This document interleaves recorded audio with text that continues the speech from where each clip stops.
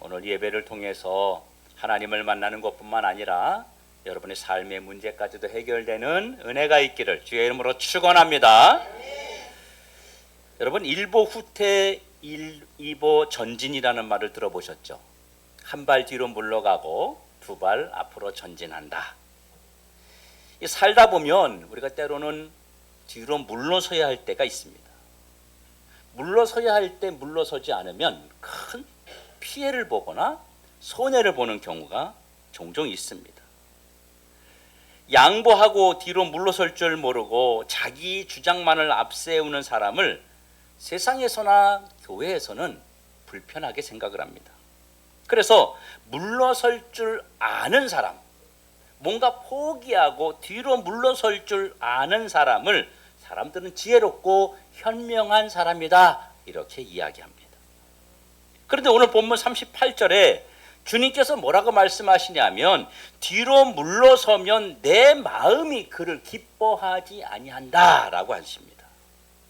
그리고 그 다음 절에는요, 뒤로 물러서는 자를 멸망당할 것이다, 이렇게 단정적으로 하나님께서 말씀하고 있어요. 여기서 말하는 기뻐하지 않는다는 말이 무슨 말일까요? 이런 말입니다. 우리가 살다 보면요, 약속을 잘 안 지키는 사람이 있어요. 그러면 우리 친하면 그렇게 얘기하잖아요. 너 이번에도 약속 안 지키면 난 이제 너 안 만날 거야. 너 나하고 이제 약속 안 할 거야. 우리 이렇게 말합니다. 바로 그 표현하고 똑같은 표현인데요, 뒤로 물러서면 하나님이 기뻐하지 않는다, 이 말은 네가 만약에 뒤로 물러서면 난 너하고 다시는 관계하지 않을 거야. 난 너하고 이젠 소통하지 않을 거야. 난 이제 너를 만나지 않을 거야. 이런 말이에요. 여러분 어떠세요? 굉장히 무서운 말 아닙니까? 굉장히 두려운 말을 지금 하나님은 우리에게 하고 있습니다. 우리 입장에서 이 이야기를 듣는 많은 사람들 입장에서는 하나님의 아주 강력한 표현으로 우리에게는 두려움을 가져다 줍니다. 그래서 우리가 살면서 사실은 이런 말 하잖아요. 양보하세요. 좀 포기하세요. 뒤로 물러서세요. 참는 게 이기는 겁니다. 뭐 이런 말도 우리가 하지 않습니까? 그래서 양보할 줄 알고 물러설 줄 아는 사람을 사람들은 더 멋진 사람이라고 이야기하는데, 하나님은 뒤로 물러서는 자는 난 너하고 상대 안 한다고 말씀하세요. 어떻게 해야 되는 거죠? 그래서 실제로는요, 저 사람이 한 발짝 물러서는 거 보니까 야, 저 사람 지성인이네. 저 사람 의식이 있는 사람이네. 저 사람 진짜 멋진 사람이야. 우리는 그렇게 이야기합니다. 그런데 하나님은 그런 사람을 향해서 너 그렇게 물러설 거면 난 너 안 만나, 이렇게 주님이 말씀하시는데, 그렇다면 진짜 주님이 말씀하신 대로 악착같이 한치도 물러섬 없이 내 주장을 내세우면서 누군가에게도 세상에서 뒤로 물러서고 포기하는 것 없이 그렇게 거칠게 신앙생활을 해야 한다는 말입니까? 도리어 우리가 그렇게 살게 되면 하나님의 영광을 가릴 뿐만 아니라 주변 사람들로부터 완전히 왕따를 당하게 될 것입니다. 사람들에게 손가락질 당하게 될 것입니다. 우리가 정말 주님이 말씀하신 대로 뒤로 물러서지 않는 그런 신앙생활을 해야 될까요? 그러면 주님은 왜 이런 강력하고 우리가 듣기에 두려움할 만한 이런 표현을 하고 계시는 걸까요? 그리스도인들은 내가 피해를 볼 걸 알고 내가 손해볼 걸 알면서도, 그걸 감수하면서도 그리스도를 따라서 그냥 포기하고 손해보더라도 뒤로 물러서고, 그래야 사람들이 야, 역시 예수 믿는 사람들은 다르구나, 교회 다니는 사람들은 뭔가 다르구나, 막 이러면서 하나님의 영광도 드러내고 그래야 전도도 할 수 있고 막 그렇지 않겠어요? 한 발 뒤로 물러서는 그리스도인, 무엇인가를 얻을 수 있고 소유할 수 있는데도 포기할 수 있는 그리스도인, 얼마나 멋진 그리스도인입니까? 그런데 왜 우리 주님은 뒤로 물러서는 자를 싫어하시고 뒤로 물러서는 자는 멸망당할 자라고 말씀하시는 것일까요? 여러분은 뒤로 물러서는 삶, 양보하는 그런 삶을 여러분 살고 계십니까? 여기서 오늘 본문에서 뒤로 물러선다는 말은요, 우리가 생각하는 양보하고 포기하고 뭐 그런 말이 아닙니다. 이거는 잠깐 퇴보한다는 뜻이 아니에요. 여기서 오늘 본문에서 뒤로 물러선다는 것은요, 무슨 이야기냐면 원래 자리로 돌아간다는 말입니다. 원래의 자리로 돌아간다. 한번 따라합시다. 원래 자리로 돌아간다.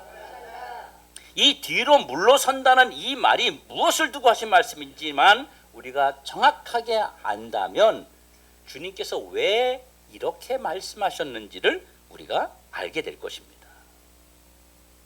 그러면 하나님을 믿는, 다시 말하면 예수를 믿는 자들에게 원래 자리는 어디였습니까? 제 말이 어려워요? 사실은 아는데도 괜히 말 잘못했다가 좀 망신스러울까 봐 말을 못하는 분들이 굉장히 많더라고요. 저도 그랬거든요, 옛날에. 여러분, 자, 다시 질문할게요. 하나님을 믿고 우리가 예수 믿는 신자, 성도의 자리에서 원래 자리로 돌아간다는 얘기는 어디를 말하는 거예요? 불신자의 상태를 말하는 겁니다. 지금 우리가 신앙생활 잘하고 있는 이 상태에서 원래 자리로 돌아가면 어디로 돌아가는 거예요? 여러분은 태어나면서부터 예수 믿었어요? 여러분은 태어나면서부터 믿음이 생겼고 구원의 확신이 있고 하나님을 아버지라 부르며 하나님을 찬양하고 기도하고 그랬습니까? 아닙니다. 처음에 여러분은 하나님을 원망하고 교회를 교회답게 생각하지 않고 예수 믿는 사람들 보면 아유 참 지극정성이다 그러면서 비아냥거리면서 이야기했던 사람들입니다.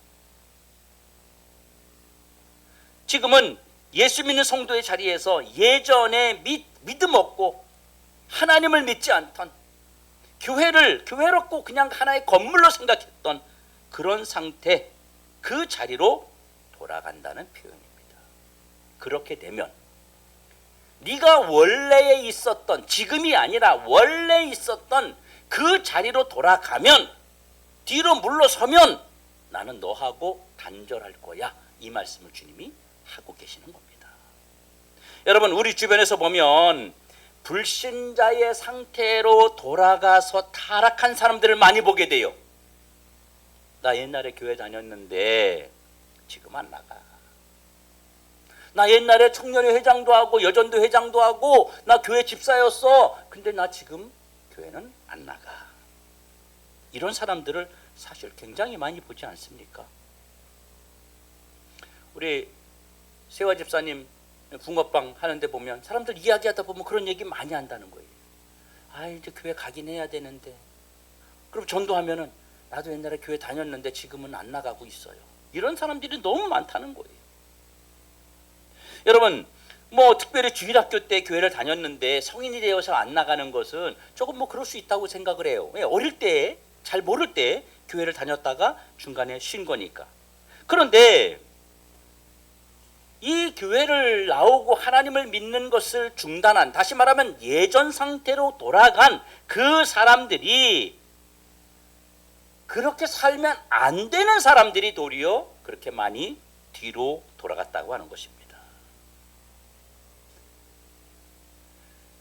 그럼 왜 그 사람들이 뒤로 물러서는 이런 일이 그들에게 일어난 것일까요?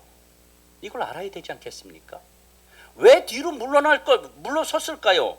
사실 우리가 너무나도 안타깝긴 하지만 참 그 답을 모르고 있단 말입니다. 오늘 보면 36절에 이렇게 말합니다. 인내하지 못했기 때문이다 라고 말하고 있어요. 여기서 인내란 말이 무슨 뜻이냐면요, 힘들고 고통스럽고 고난이 오고 핍박이 오는 상황에서도 도망가지 않는 것을 인내했다라고 말하는 거예요. 도망가지 않고 제자리를 지키는 것을 인내했다라고 말하는 거예요. 그래서 사람들에게요, 야, 너 인내심이 좋다. 아, 쟤는 인내심이 있어. 이 말이 무슨 말이냐면요, 쟤는 일이 생겨도 도망가지 않아. 쟤는 힘든 일이 생겨도 도망가지 않아. 이게 인내심이 있다는 거예요. 여러분, 인내는 계속해서 그 자리를 지키는 상태를 의미하는 겁니다. 우리가 신앙생활 하면서 시험을 피할 수 없어요. 여러분 혹시 문제없는 교회를 찾고 계십니까? 그러면 어디로 가면 될까요? 천국 가면 돼요. 거기 문제 없어요. 그러니까 이 문제없는 교회를 찾고 계시면요, 하나님 앞에 이렇게 기도하면 돼요. 하나님, 저 좀 빨리 데려가 주세요. 이렇게 기도하면 간단한 문제예요. 여러분, 이 세상에는요, 문제없는 교회도 없고 문제없는 가정도 없고 문제없는 사회도 존재하지 않습니다. 왜요? 문제 있는 인간들이 함께 어우러져 사는 곳이기 때문에 그렇습니다. 오늘 본문 33절과 34절에 보면 그리스도인들을 위협하는 세력들이 많이 나옵니다. 그 중에 하나가 뭐냐면 비방과 환난과 사람들의 구경거리와 갇힌 자와 그리고 자기의 소유를 빼앗기는 것 등 여러 가지가 있다고 하는 거예요. 심지어는 몸에 상처를 내거나 마음에 상처를 내거나 우리의 삶의 소유까지도 빼앗아가는 이런 일들이 얼마나 많은지 모릅니다. 그래서 히브리서 기억할 당시에는요, 고난받는 그리스도인들의 모습을 아주 리얼하게 기록하고 있어요. 히브리서 11장에 보면 그래서 뭐라고 말하냐면요, 톱으로 켜는 것과 칼로 찌르는 것과 막 이런 표현을 쓰고 있는 거예요. 그런 위험한 그런 환난 가운데에서 뒤로 물러서면 안 된다는 거예요. 이런 상황에서 제자리를 지키지 못하고 뒤로 물러서면 형편없는 그리스도인으로 남게 된다고 성경은 말하고 있는 겁니다. 이런 위협에서 우리가 하나님 앞에서 제자리만 잘 지키면요, 하나님은 절대로 우리를 떠나지 않고 절대로 우리의 손을 놓지 않으신다는 것을 꼭 기억하시길 예수님의 이름으로 축원합니다. 여러분, 시험이 왔을 때 제자리를 지켜야 돼요. 핍박이 왔을 때 제자리를 지켜야 돼요. 그런데 왜 우리가 주변에서 일어나는 이런 환난이나 어려움 때문에 뒤로 물러설까요? 하나님의 뜻을 저버렸기 때문입니다.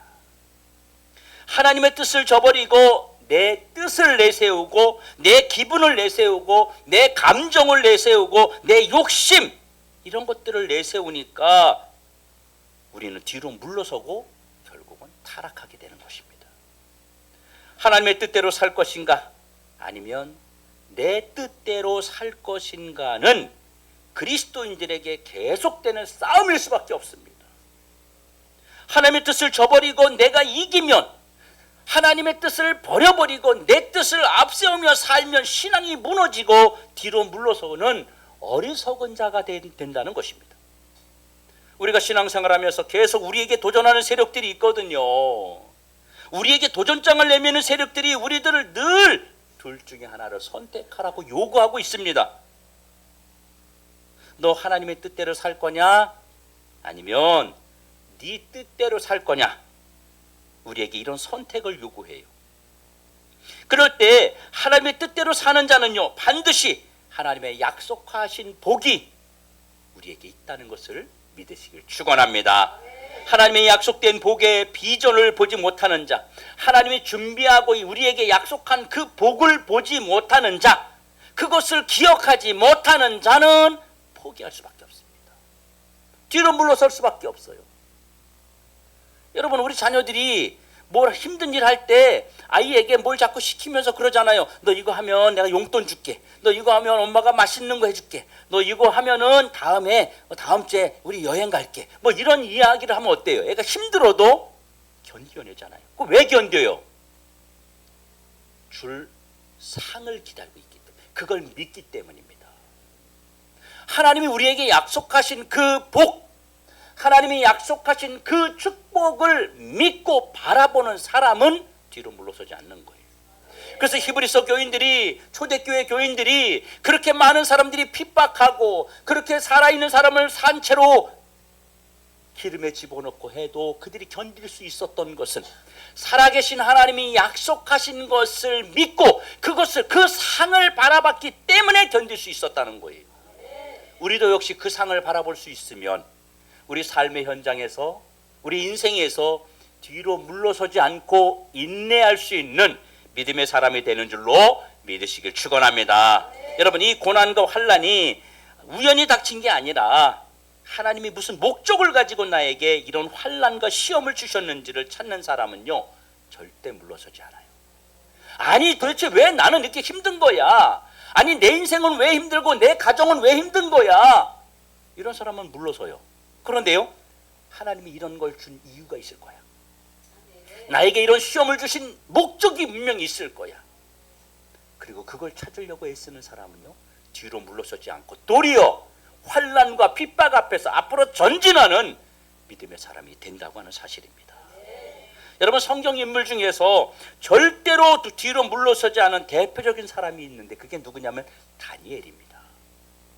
여러분, 다니엘서 1장 8절에 다니엘은요, 하나님 앞에 뜻을 정해서 왕이 먹는 진미, 왕의 음식 먹는 것을 거부했어요. 다니엘은 포로로 잡혀가 있었거든요. 이 당시 다니엘과 같이 명문가의 자식들, 똑똑한 자식들, 공부 좀 한 자식들, 그들을 그 바벨론 왕이 자기 밑에 두고 부렸습니다. 그래서 그들의 지식과 그들의 경험과 이런 것들을 많이 활용하도록 했습니다. 그러면서 이 왕이 먹는 음식을 먹도록 했어요. 다니엘이 이걸 거부했어요. 왜 거부했을까요?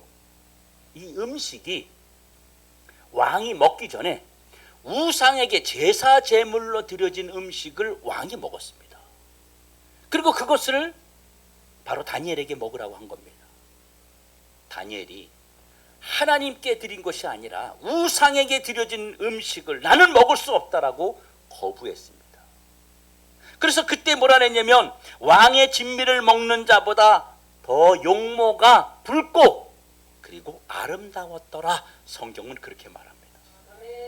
산의 진미를 먹는 것보다 아주 그냥 하찮은 음식을 먹었는데 하나님이 그의 믿음을 보시고 그를 더 붉게 만들고 더 잘 먹은 사람보다, 잘 먹은 또래의 친구들보다 아름답게 하나님이 만들어 주셨다고 하는 것입니다.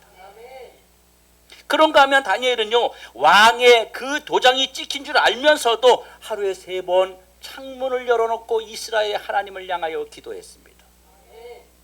그랬더니 그 모함했던 자들이 사자굴에 던져지고 다니엘은 사자굴에서 살아나오는 그런 기적을 맛보게 된 것입니다. 여러분, 우리는 절대로 뒤로 물러서지 말아야 됩니다. 그러기 위해서 담대해야 돼요. 담대해야 돼. 여러분, 담대한 게 뭐예요? 믿음입니다. 믿음이 없으면 절대로 세상을 이길 수 없어요. 그런데 뭐가 있어야 믿음이 유지되는지 아세요? 구원 얻는 믿음입니다. 우리 안에 예수님이 계시다는 이 사실을 믿어지면 그러면 우리가 담대해지는 거예요. 내 안에 살아계신 예수님이 계시다는 것이 믿어지면 담대해질 수밖에 없어요. 그런데 우리가 이 믿음을 가지고 세상을 이기려면 뭐가 필요해요? 눈에 보이는 비전이 필요해요. 눈에 보이는 비전. 내가 신앙을 지키고 내가 이 믿음을 지키면, 내가 이 믿음대로 살면 하나님이 내게 주시는 축복의 결과가 있다는 소망이 있어야 됩니다. 그래서 오늘 본문의 34절에 더 낫고 더 영구한 그런 소유가 있는 줄을 알았다. 하나님이 우리에게 주실 더 좋고 영원한 선물이 있다는 것을 바라보는 소망이 있어야 된다는 그런 말씀을 하고 있습니다. 여러분, 믿음으로 담대하게 세상 것들을 위해서 살지 말고 더 좋고 더 영원한 선물을 바라보고 뒤로 물러서지 말아야 되는 것입니다. 우리는 잠깐 후면 주님 앞에 가게 됩니다. 잠시만 믿음을 지키고 담대히 신앙을 지키며 전진하면 하나님은 우리에게 준비하신, 약속하신 상을 반드시 허락하십니다. 그래서 믿음을 가지고 더 나은 세계를 바라보고 뒤로 물러서지 않는 자에게 주시는 3가지의 복이 있습니다. 35절에 이렇게 말합니다. 하나님은 이들에게 큰 상을 주신대요. 여러분, 제 주머니에 10,000원밖에 없어요. 지금 생각하니까 10,000원도 없네, 지갑에. 근데 10,000원이 있어요. 근데 10,000원 있는 상태에서 내가 내 아들에게 내가 너한테 큰 걸 줄게. 이러면 별로 많이 줘야 10,000원이잖아요. 그렇죠? 10,000원. 근데 어마어마하게 갖고 계신 분이 내가 너한테 그냥 주는 게 아니라 큰 상을 줄게. 그러면 우리가 기대할 만하잖아요. 큰 상을 주겠다고 약속하신 분. 네가 뒤로 물러서지 않으면, 네가 뒤로 물러서지 않고 인내하고 그 자리를 지키고 있으면 세상 만물의 모든 것을 가지고 계신 살아계신 하나님이 큰 상을 주겠다고 약속하시는 거예요. 이 큰 상이란 개념은요, 우리의 상상을 초월한다는 얘기입니다. 네가 상상하고 있는 거 아니야. 그거 아니야. 그거보다 훨씬 큰 거야. 훨씬 많은 거야. 또 하나 약속하고 있어요. 36절에 하나님이 약속하신 복을 주신답니다. 그럼 하나님이 약속하신 것이 뭐죠? 하나님이 이미 약속한 것, 앞으로 주실 것까지 성경에 약속된 모든 것들을 주시겠다는 것입니다. 그리고 세 번째는 39절에 영원히 구원에 이르는 복을 주시겠다고 말씀합니다. 바로 확실한 내세의 복이 있음을 가르쳐주고 있는 거예요. 이 땅에서의 삶으로 끝나는 것이 아니라 영원한 천국에서의 상까지도 준비되어 있다는 것입니다. 그래서 초대교회의 그 많은 사람들이 그 엄청난 환난과 핍박이 다가오는데도 불구하고 그것을 이기면서 나아갔던 겁니다. 너 홀리갑에게 너 지금 내 앞에서 예수 안 믿는다고 말만 해. 그리고 너 믿어. 그래도 괜찮아. 그럼 내가 살려줄게. 홀리갑이 그러잖아요. 주님은 나를 한 번도 모른다고 부인하지 않았는데 내가 어떻게 주님을 모른다라고 거짓말이라도 말할 수 있겠느냐. 그래서 그 자리에서 죽었어요. 이 살갗이 다 벗겨지면서 죽었어요. 그러면서도 슬퍼하지 않았습니다. 왜 그랬을까요? 주님이 약속하신 영생의 복을 믿었기 때문입니다. 우리가 환난 앞에서 전진할 수 있습니다. 미래를 바라보는 영적 비전이 있으면 환난 앞에서 얼마든지 전진할 수 있습니다.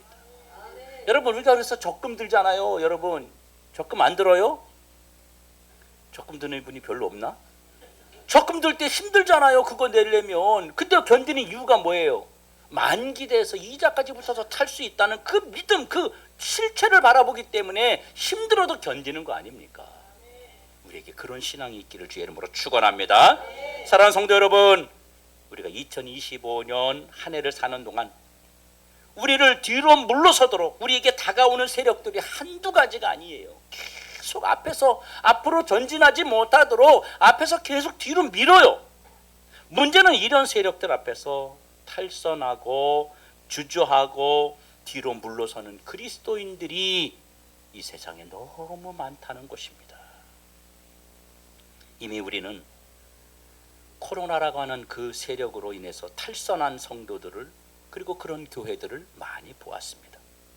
그런가 하면 우리 주변에서 일어나는 크고 작은 시험과 환난 때문에 믿음의 길을 탈선한 그런 사람들도 적지 않게 우리는 보게 됩니다. 중요한 것은요, 뒤로 물러서지 말아야 된다는 사실이에요.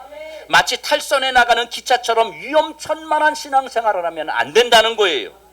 세상이 나를 바라보는 눈 때문에, 세상이 나를 정죄하고, 세상이 나를 너무 이상하게 여기고, 세상이 나를 너무 그렇게 열심히 신앙생활하면 네 시간 가질 수 없다고, 네 인생을 찾을 수 없다고, 그렇게 네 인생을 찾으라고 하는 그런 소리 때문에 탈선하는 그리스도인들도 우리 주변에 굉장히 많이 보게 됩니다.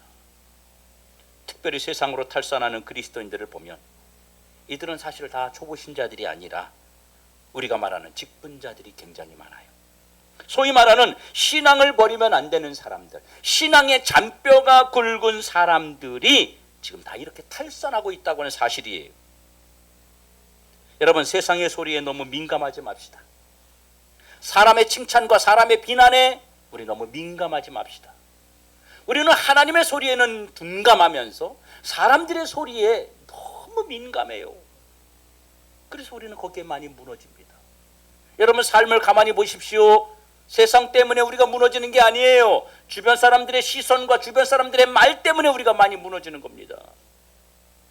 그리고 제자리를 지키는 것이 바로 뒤로 물러서지 않는 것입니다. 하나님은 각자에게 주신 그 자리에서 복을 주십니다. 내게 주신 자리는 바로 복 받는 자리라고 하는 것을 믿으셔야 돼요. 우리가 지켜야 할 세 가지 자리가 있어요. 내가 그리스도인이라는 정체성의 자리를 분명히 지켜야 됩니다. 어디 가든지 나 믿는 사람입니다. 나 예수 믿는 사람입니다. 나 하나님의 사랑을 받는 사람입니다. 나 하나님으로부터 구원받은 백성입니다. 라고 하는 이 정체성 흔들리면 안 돼요. 두 번째는 직분자의 자리를 지켜야 돼요. 직분자는요, 자기 직분에 맞는 자리를 지켜야 되는 겁니다. 장로 권사님이요, 집사님의 자리 지키면 안 되는 거예요. 중직자들은요, 예배, 순종, 헌신, 헌금, 섬김, 나눔 다 모범이 돼야 돼요. 그래야 다른 직분자들이요, 그걸 보고 믿음 생활 저렇게 하는 거구나. 저렇게 섬기는 거구나. 예배는 저렇게 드리는 거구나. 다 보고 따라오는 거예요. 역할이 굉장히 중요해요. 또 하나는요, 사명의 자리를 지켜야 됩니다. 직분과 사명은 다른 겁니다. 어떤 사람은 직분을 갖고 있지만 사명을 모르는 사람이 있어요. 또 어떤 사람은요, 직분은 없지만 사명을 잘 감당하는 사람도 있습니다. 하나님은 나에게 사명을 감당할 수 있도록 달란트를 주시고 재능을 주셨어요. 근데 그 달란트와 재능을 하나님 앞에 잘 사용해야 됩니다. 잘 사용. 그걸 사용하지 않고 그냥 감추어 두고 있으면 그 사명의 자리를 내가 놓고 있는 것입니다. 성도 여러분, 앞으로 전진해야 뒤로 물러서지 않습니다. 우리 2025년 한 해 동안 우리 한 발자국이라도 전진하자는 거예요. 여러분, 바람이 앞에서 태풍이 막 불어와요. 태풍이 불어와요. 그러면 가만히 서 있으면 어떻게 돼요? 뒤로 밀리겠죠. 당연히 그렇지 않겠어요? 그래서 우리 우산 쓰고 가다가 앞에서 바람이 불면 우산을 어떻게 합니까? 앞쪽으로 딱 숙이면서 자세를 어떻게 해요? 앞으로 가려고 앞으로 힘을 밀어 놓잖아요. 그럼 자세가 어떻게 됩니까? 앞으로 숙여지는 거예요. 여러분, 이래야 자리를 지킬 수 있습니다. 이래야 뒤로 물러서지 않을 수 있는 거예요. 그냥 가만히 있으면요, 뒤로 물러설 수밖에 없습니다. 여러분, 우리가 한 걸음 전진하는 거 굉장히 어렵습니다. 신앙생활하면서 한 걸음이요, 엄청 큰 거예요. 저는 여러분에게 요구하고 말씀드립니다. 한 걸음이 아니라 한 발자국 성장하는 우리 신앙인 됩시다. 올 2025년도에 한 발자국 성장하자는 거예요. 제가 저희 집에 있었던 간단한 간증 하나 하고 오늘 예배를 말씀을 마치려고 합니다. 우리 아내가 꿈을 꿨대요. 근데 이런 꿈을 꾼 거예요. 이 이쁜 병아리 같은 게 이렇게 있었대요. 너무 이쁘더라는 거예요. 그래가지고 그거를 너무 이뻐서 이렇게 품었대요. 근데 그거 보고 그 병아리가 이런 조그만 병아리가 아니라 이 좀 그 큰 닭은 아니고 좀 성장한 닭 있잖아요. 그거더라는 거예요. 그래서 제가 그랬죠. 삼계닭이네. 그랬더니 삼계닭보다는 좀 적대. 근데 하여튼 좀 크대요. 그 병아리가 아니래요. 그래서 그거를 꼭 품었다는 거예요. 그 제가 혹시 그럼 우리 딸이 혹시 애를 임신한 건가? 뭐 이 생각을 제가 이제 막 했어요. 근데 너무 많잖아. 한 마리가 있는데 너무 많이. 그럼 몇 쌍둥이야? 이런 생각을 이제 했어요. 그때 아내가 그건 아닌 것 같대. 그럼 뭐 같아? 그랬더니 우리 성도들이 그동안 성장한 것을 하나님이 보여주신 것 같다는 거예요. 우리 성도들이 병아리였는데 성장한 모습을 하나님이 보여주신 것 같다는 거예요. 여러분, 한 걸음 앞서는 거 너무 힘들어요. 한 발자국.